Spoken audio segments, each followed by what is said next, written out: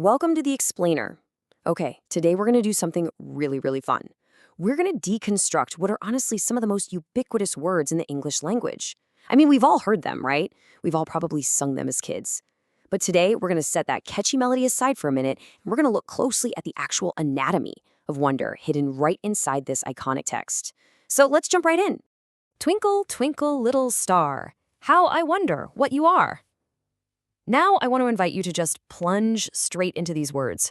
Try to hear them as if for the absolute first time. Like, strip away everything you know by heart and just look at the raw text.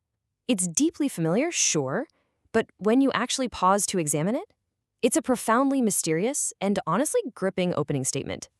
And, the reason we can actually pause and examine it so closely today is because of its extreme brevity. It's literally just 41 words total.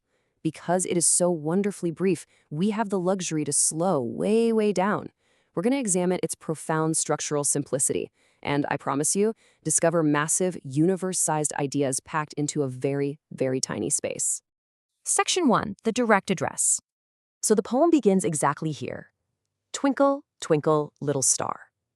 Think about the repetitive, rhythmic action of those first two words. Twinkle, twinkle. It's almost mimicking the flickering light, right? It gives the object this active, playful, living energy. And then notice the highly intimate framing of the word little. I mean, the universe is impossibly vast and cold, but by calling it a giant burning star little, the narrator suddenly makes the infinite cosmos feel, well, approachable and safe. What the author is doing here is using a technique called direct address. That's a speaker communicating directly to a subject, often used to create an immediate sense of intimacy.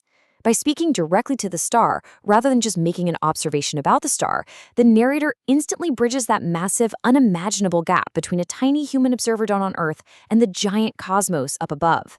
It completely transforms into a personal conversation. Section 2. The core of wonder. How I wonder what you are.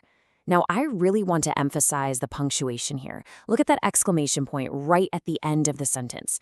This isn't just some passive, passing thought. It is an active exclamation of pure, unadulterated curiosity.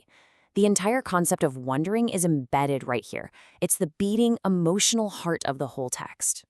Okay, let's dive into this. Let's trace the rhyme scheme of the 6 lines that make up our text. Line 1 ends with star, line 2 with R. So that's an AA rhyme. Then we get high and sky, which is a BB rhyme. And finally, back to star and R, returning to AA. You see, the rhyming couplets here aren't just there to create a catchy rhythm. They visually and structurally anchor this core feeling of wonder. The perfectly paired rhymes make the text feel stable, which allows that wild, expanding sense of cosmic curiosity to feel grounded and totally contained. Section 3, scale and simile. We can actually trace the literal eye movement of our narrator through these 3 steps. Step 1, they're looking directly at the star. Step 2, their gaze pulls back to realize they are looking up above the world. And then, step 3, they focus tightly in on a highly specific diamond-like visual. So we're being expertly guided, right? From the isolated object to the vast surrounding setting, straight into a specific, sparkling visual comparison. Let's weigh these 2 middle lines against each other for a second. Take up above the world so high. This represents a vast, almost incomprehensible scale. The narrator is suddenly taking in the entire world.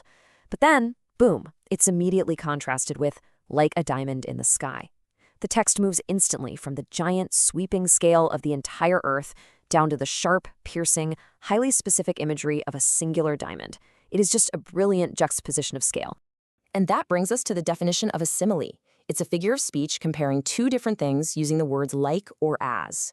Pointing out that it is like a diamond grounds an entirely unknowable celestial body into something tangible, precious, and brilliant for the observer. The narrator, and the reader for that matter, can't possibly hold or fully comprehend a star, but we know exactly what a diamond is and exactly how it catches the light. Section 4, the endless cycle. Listen to those final lines again. Twinkle, twinkle, little star, how I wonder what you are. Now, what's really interesting about this is that these words are completely identical to the opening lines. Think about that for a second. After expanding out to the entire world and comparing the star to a diamond, the text provides absolutely no answers. 0. We don't learn what the star is made of or how far away it is. There's only a direct return to the initial state of questioning. Let's break down this cyclical journey. The text opens with an unresolved question. It then elevates the visual perspective to a massive, worldly scale. And then it returns exactly to the initial question. And this brilliantly illustrates how human curiosity actually operates. It's an endless loop. You see something incredible, you marvel at its context in the universe, and instead of feeling satisfied, well, that scale just leads you right back to wondering about it all over again. So the crucial point always returns to this: how I wonder what you are. When we reflect on the ultimate takeaway of this explainer, we realize that the beauty of this 41-word text isn't about finding the answer, not at all. It's entirely about the profound, deeply human act of asking the question itself. The wonder isn't the pathway to a destination, the wonder is the destination. Which leaves us with this final thought to consider. Is the act of wondering actually more important than finding the answer? I want you to carry that question with you. The next time you look up at the world so high, maybe the goal isn't to figure it all out, but simply to keep wondering. Thank you so much for joining me for this explainer, and definitely keep your curiosity alive.